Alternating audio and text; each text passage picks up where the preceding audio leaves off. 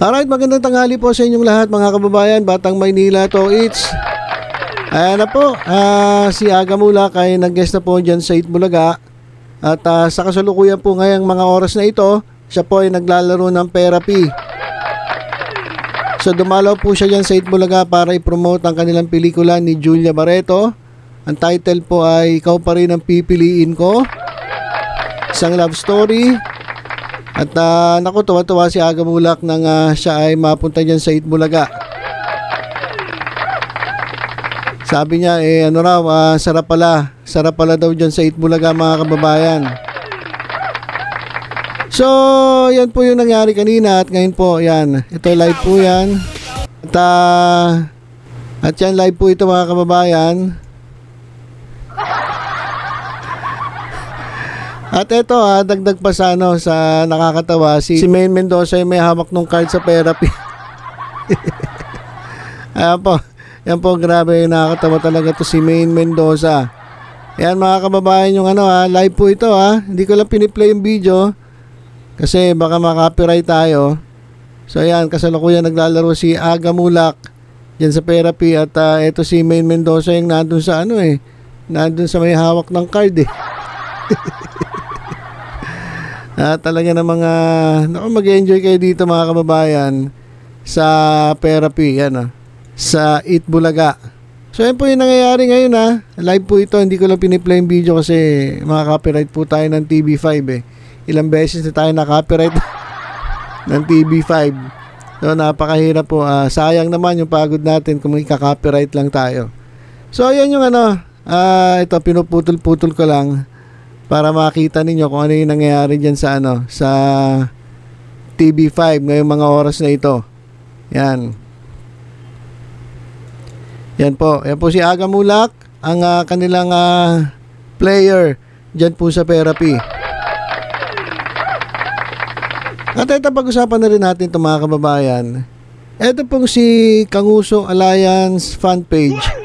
Ayan mga kababayan, itong tulonggis na ito. Yan po, Kanguso Walayan fan page. Nag-post sa kanyang Facebook page ng post daw di umano ni Paulo Contis. Ayan, ito yung nasa ilalim yung post ni Paulo Contis daw. At ito yung yung caption ni Tulongges. So, sabi niya, "Bang! Ang ganda ng pasok ng Pebrero ngayong taon, binanatan ni Paulo Contis ang TBJ. Ha ha ha ha, tama naman siya, paano rerespetuhin ng TBJ kung pangit naman ang ugali ng tatlong gurang. Natumbok mo Paulo Contis, very nice." Ayun yung sabi ni netong Kanguso Walayan fan page. Etong itong Facebook page na puro kabastusan ng alam mga kababayan. Ito yung Facebook page na talaga ng mga, kung titingnan mo lahat ng kanyang mga post sa kanyang page pawang kabastusan. So bastos po itong taong ito at talaga namang kitang-kita mong walang breeding at walang pinag-aralan. Sa totoo lang, real talk tayo, pasensya ka na kapatid. Pero ganyan ka ganyan ang pag-uugali mo. So hindi ko naman pwede sabihin mabait ka.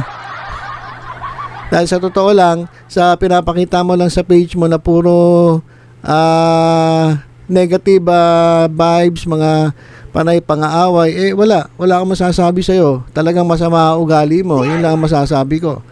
So ito, katulad na ito. Merong lumabas kasi sa Facebook na post di umano ni Paulo Contis. Yan, Mr. Joey De Leon, sir. Ito na, basahin ko na yung post di umano Kaya ako di umano kasi hindi tayo sigurado kung si Paulo Contis talaga nag-post nito. Marami po kasi naglalabasan sa Facebook na mga peking mga post. So, anyway, basahin natin. Sabi dito ay Mr. Joey De Leon, sir, ang poet nyo. Mawalang galang na sa inyo, wala kaming panahon upang pasaringan at tirahin ninyong muli ang tahanang pinakamasaya. Pero sa inyo na yung titulo at isaksak ninyo sa baga at bituka ninyo. Yang Itbulaga, total kayo na ang panalo sa kaso laban sa amin. Paano kayo rerespetuhin yan kung pangit naman ang ugali ninyong tatlo? So, nirepost ito ni Kanguso. Yan mga kababayan. nirepost ni Kanguso. Dahil alam nyo naman, lahat ng post na paninira sa TVJ o against TVJ, tuwan-tuwa, nga buwang na to, itong si Kanguso Alliance fan page.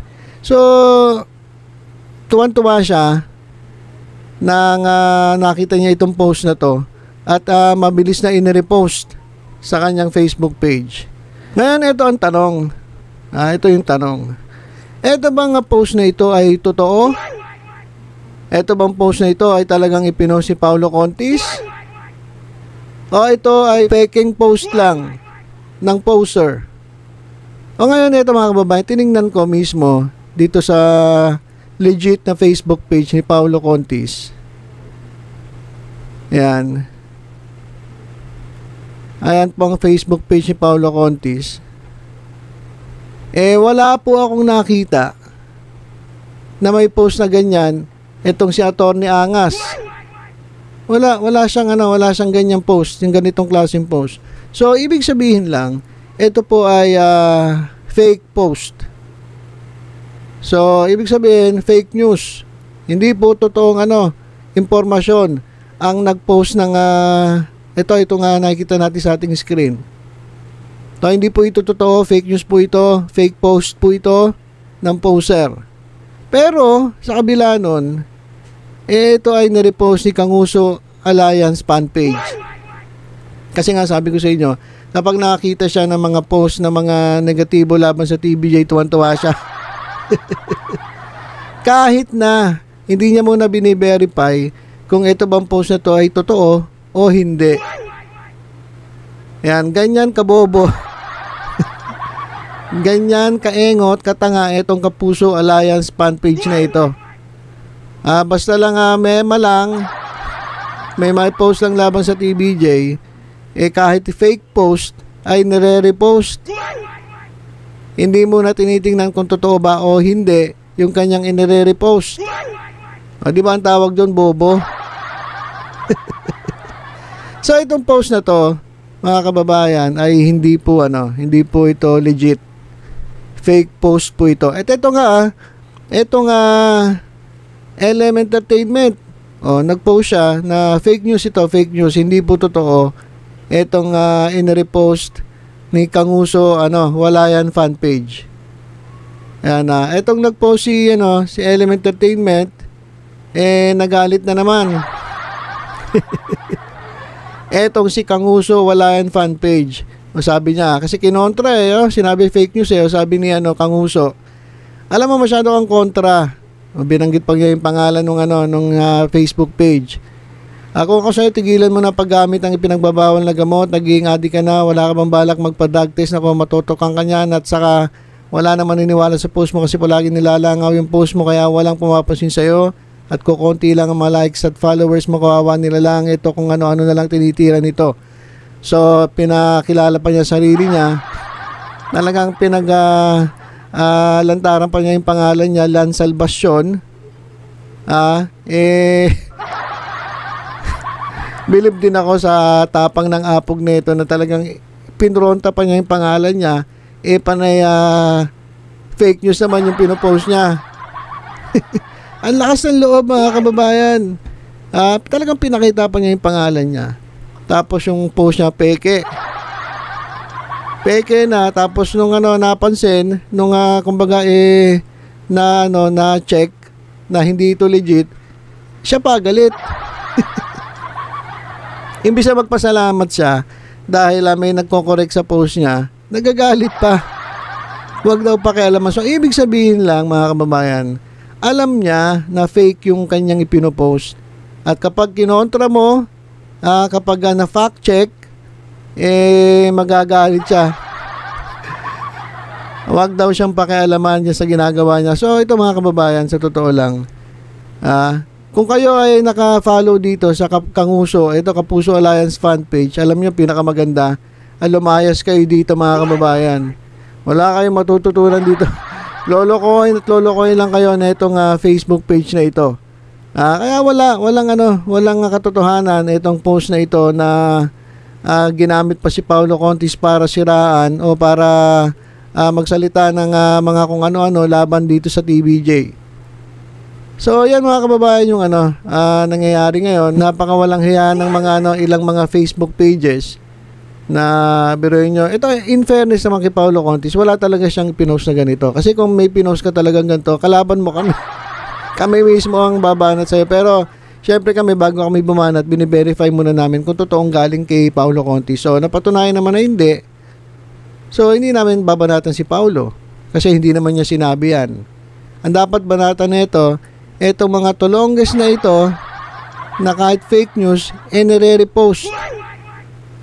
Katulad na itong Kanguso Wala Yan fan page na ito.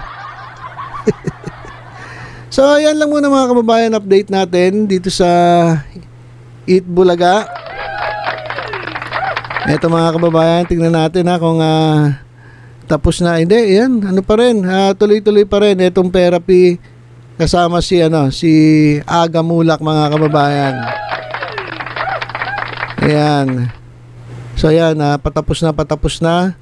2:32 na po. So, yan mga kababayan, ayan muna ang ating update tungkol po dito sa Eat Bulaga.